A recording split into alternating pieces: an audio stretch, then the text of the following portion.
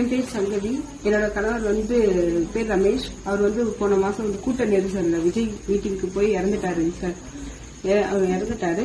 அவர் இறந்ததுக்காக ஆறுதல் தெரிவிக்க சொல்லியிருந்தாங்க. ஆனா அது ஆறுதல் தெரிவிச்சு பணம் எங்களுக்கு வந்து கொடுக்குறேன் சொல்லலாம். அவர் வந்து டைரக்டா வந்து ஆறுதல் தெரிவிக்கிறேன் தான் சார் சொல்லியிருந்தாரு. நாங்க வந்து ஆறுதல் தான் சார் பெருசா எதிர்பார்த்தோம். எங்களுக்கு வந்து பணம் பெருசு கிடையாது. நாங்க இந்த மாதிரி கூட்டத்துக்கு இன்னைக்கு போகல. அவங்க கூப்பிட்டுதாங்க, நாங்க போகல. ஆனா எங்களுக்கே தெரியாம எங்க பேரை 3 பேர் மிஸ்யூஸ் பண்ணி போயிருக்காங்க. ஆக்சுவலா நாங்க யாரையுமே அனுப்பல. ஆனா எங்களோட பேரை அவங்க வந்து தவறா உபயோகப்படுத்திருக்காங்க 3 பேர். நாங்க வந்து ஆறுதலை தான் பெருசா எடுத்தோம். நாங்க ரொம்ப மன உளைச்சல் காலாக்கி இருக்காங்க சார் இன்னைக்கு என்ன. அதனால நான் வந்து ஆறுதல் தான் எனக்கு பெருசா எதிர்பார்க்கணும் சார். நான் பணத்தை வந்து எதிர்பார்க்கல. பணத்தினால வந்து எங்க கணவனோட உயிரை வந்து யாராவது திருப்பி கொடுக்க முடியாது. இப்ப நீ பணம் திருப்பி அனுப்பிச்சீங்களாமா? ஆமாங்க சார். இந்த மாதிரி தகவல் எனக்கு வந்துச்சு. என் பேரை மிஸ்யூஸ் பண்ணி போயிருக்காங்க. தகவல் தெரிஞ்சோட நான் போய் பணத்தை ரிட்டர்ன் பண்ணிட்டு வந்துட்டேன். பேங்க்ல 20 லட்சம் பணம் போட்டிருந்தாங்க. ஆனா வந்து அவர் நேர்ல வந்து எங்களுக்கு ஆறுதல் தெரிவிச்சு போறதான் முதல்ல சொல்லியிருந்தாங்க. அதனால நாங்க அது பெருசா எடுத்துக்கலாம். ஆனா 20 லட்சம் பணம் போட்டப்ப சொல்லவும் இல்லை. அவங்க போட்டுட்டாங்க. இன்னைக்கு அவர் நேர்ல வருவாருன்னு எதிர்பார்த்தா அவர் வரல. எங்க வரைக்கும் சொன்னாங்க நாங்க வந்து நேர்ல வரணும். நாங்களாம் போக விருப்பம் இல்லை. எந்த கூட்டத்துக்கு போய் தான் என் கணவர் இறந்துட்டாரு சார். மறுபடியும் எந்த கூட்டத்துக்கும் நாங்க போகல. எனக்கு வந்து 20 லட்சம் ரூபாய் பணம் வேண்டாம்னு சொல்லி திருப்பி அனுப்பிட்டேங்க சார். நான் எப்படி அனுப்பிங்க? பேங்க் மூலியமா ஆதிஜஸ்ட் பண்ணி நான் லெட்டர் இன்ஃபார்ம் பண்ணி கொடுத்து என் விருப்பம் இல்லாம போட்டிருக்காங்கன்னு சொல்லி நான் திரும்பி மேனேஜர் லெட்டர் கொடுத்து ரிட்டர்ன் பண்ணிட்டேங்க சார். இப்ப நீ போய் சந்தித்து நீங்க என்ன கருதுறீங்க? விஜய் வரசரி யார் கூட்டிட்டு போனது யாருன்னு தெரியாது. கட்சியில இருந்து வந்திருக்கோம்னு சொல்லி அவங்களை வந்து கூப்பிட்டாங்க. நாங்க வரலன்னு சொல்லிட்டோம் சார்.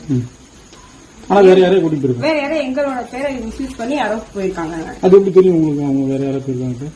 அதாவது டிவில போட்டிருக்காங்க. யார் யார் குடும்பத்தை வந்திருக்காங்கன்னு சொல்லி டிவில போட்டிருக்காங்க. அந்த ரிலேட்டிவ் வந்து எங்களுக்கு தெரிஞ்சவங்க தான், போனவங்க தான். ஆனா அவங்களுக்கு எங்களுக்கு ஃபேமிலி இஷ்யூஸ் இருக்கு. அவங்க வந்து போனதான் எதுவும் இன்ஃபார்மும் பண்ணல, எதுவும் பண்ணல. இவங்க பாட்டுக்கு போயிருக்காங்க. அவங்களும் இவங்களை கூட்டு போறோம்னு யாரும் சொல்லவும் இல்லை. எங்களுக்கு இன்னொருத்தவங்க மூலியமா தான் தகவல் தெரிஞ்சிச்சு. டிவில பார்த்தவங்க எங்களுக்கு இன்ஃபார்ம் பண்ணவும் தான் சார் எனக்கு தெரிஞ்சது. இல்லைன்னா தெரிஞ்சிருக்காரு. அவங்க போனது எனக்கு இன்னைக்கு மதியானம் தான் தெரியும். இந்த மாதிரி அவங்க அங்க போயிருக்காங்க அப்படின்னு. எங்களோட பர்மிஷன் இல்லாம எங்க பேரை வந்து தப்பா உபயோகப்படுத்தி எங்களுக்கு ரொம்ப மன உளைச்சலுக்கு ஆளாக்கி இருக்காங்க சார். ஒண்ணு இவங்க போக சொல்லியிருக்கோம். நான் போனேன். அவங்க கணவரோட அப்பா இருக்காரு, அவரோட அண்ணா எல்லாரும் நாங்க இங்கதான் இருக்கோம். ஆனா எங்களுக்கே தெரியாம எங்க பேரை உபயோகப்படுத்திருக்காங்க தவறான முறையில. பணத்தை திருப்பி அனுப்பிச்ச காரணம் என்ன? அதுதான் சார் என்ன மன உளைச்சலுக்கு ஆளாக்கிட்டாங்க.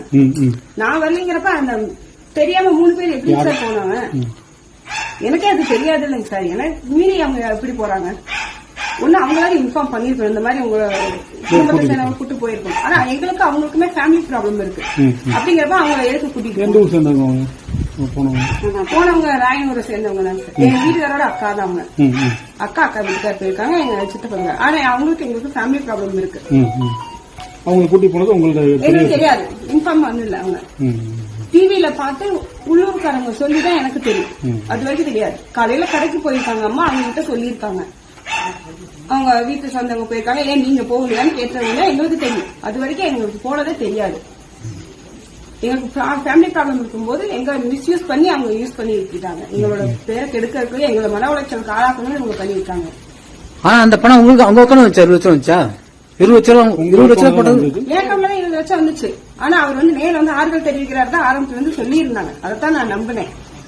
அதனால வீடியோ காலில் கூட பெருசாக நான் சொல்லியிருக்கேன். ஏற்கனவே அவர் வந்து நேரில் வந்து எனக்கு பெருசா வந்து ஆறுதல் தெரிவிக்கணுங்கிறத நான் எங்களோட விருப்பம். எனக்கு வந்து பணக்காசு பெருசு கிடையாது சார். பணக்காசு வச்சு இப்ப இறந்த நகரை திருப்பி கொண்டு விட முடியாது. நேரில் தெரிவிச்சு எல்லாத்துக்கும் ரொம்ப நன்றி. கவர்மெண்ட்ல பணம் போட்டிருக்காங்க. கவர்மெண்ட் எவ்வளவு கொடுத்தாங்க உங்களுக்கு? வந்து கவர்மெண்ட்ல 10 லட்சம். யார் வந்து கொடுத்தாங்க? பாலாஜி அவங்க சார் வந்து கொடுத்துட்டு போனாங்க. வீட்டுல கனிமொழி வந்தாங்க. கனிமொழி மேம் வந்து வீட்டுல வந்து எனக்கு சொல்லிதான் கொடுத்துட்டு. உங்க பேர் மட்டும் கொடுங்க. யாரோட? உங்க பேர்? என் பேர் வந்து சங்கவி.